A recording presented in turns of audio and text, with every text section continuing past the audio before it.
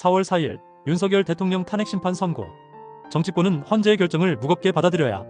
오는 4월 4일 오전 11시 헌법재판소는 윤석열 대통령에 대한 탄핵심판 선고를 내립니다.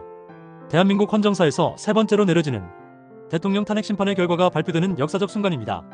그 결론이 파면이든 기각이든 혹은 각하든 이제부터는 정치권이 헌재의 결정을 무조건 존중하고 정쟁을 멈추는 것이야말로 헌정 질서 수호의 시작이 되어야 합니다.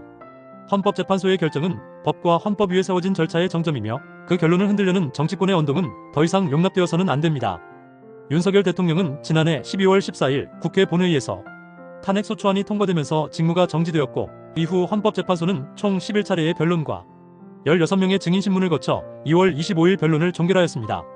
그로부터 38일 만에 선고가 이뤄지는 것으로 시간적 여유와 절차적 정당성을 충분히 확보했다는 점에서 이번 결정은 어느 때보다도 법적으로 정교하게 정리된 판단이 될 것입니다.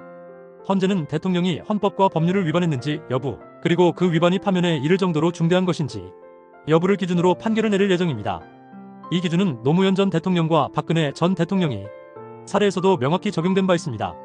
노무현 전 대통령은 헌법과 법률을 일부 위반한 사실은 인정되었으나 그 위반이 파면에 이를 정도는 아니라고 판단돼 기각 결정과 함께 직무에 복귀했습니다. 반면 박근혜 전 대통령의 경우 헌재는 위법행위가 중대하며 국민 신임을 배반했다고 판단하여 파면 결정을 내렸습니다. 이번 윤석열 대통령의 경우에도 이와 동일한 기준이 적용될 것입니다. 헌재의 결정은 대통령의 정치적 미래는 물론 대한민국 헌정의 방향을 좌우하는 중대한 결정입니다.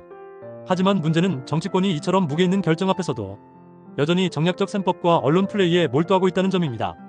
여야는 헌재의 판결을 앞두고 각자의 유불리를 따지며 장외 공세에 열을 올리고 있고 헌재를 향한 직접적 압박도 서슴지 않고 있습니다. 이런 태도는 헌법재판소라는 독립적 사법기관의 위상과 헌법 질서를 근본적으로 훼손하는 행위입니다.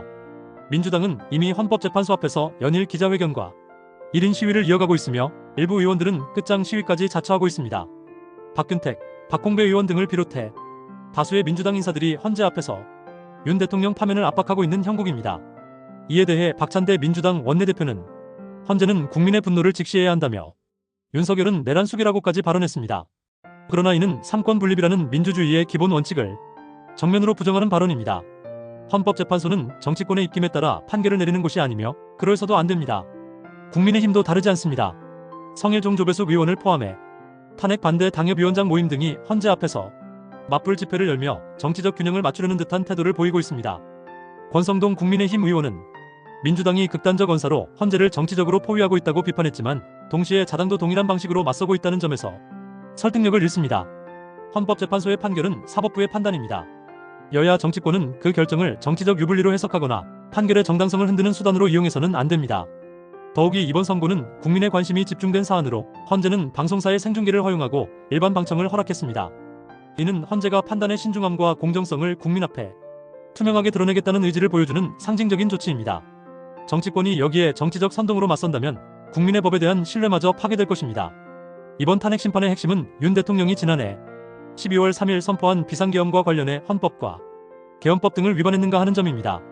국회 측은 윤 대통령이 국회와 중앙선관위에 군을 투입하려 했다고 주장하며 명백한 위헌이라고 단정짓고 있지만 대통령 측은 당시 계엄령은 경고성 메시지였고 실제 시행 의도가 없었으며 모든 절차가 법적 근거에 따라 이루어졌다고 반박하고 있습니다. 결론적으로 이 판단은 헌재의 몫이며 정치권의 몫이 아닙니다. 헌재가 인용을 결정하면 윤 대통령은 즉시 파면되고 조기 대선이 불가피해지며 반대로 기각 또는 각하가 내려지면 윤 대통령은 직무에 복귀하여 임기를 이어가게 됩니다. 각하의 경우 절차적 요건을 갖추지 못했다는 판단이지만 이는 다시 국회가 탄핵을 추진하기 어려운 현실적인 제약을 동반합니다. 무엇보다 중요한 것은 어떤 결론이 내려지든 헌재의 판단을 정치권이 무겁게 받아들여야 한다는 점입니다. 지금 여야는 이미 선고 결과를 예단한 채 각자의 입장을 고착화시키고 있으며 헌재를 향한 선전전, 압박전이 이어지고 있습니다.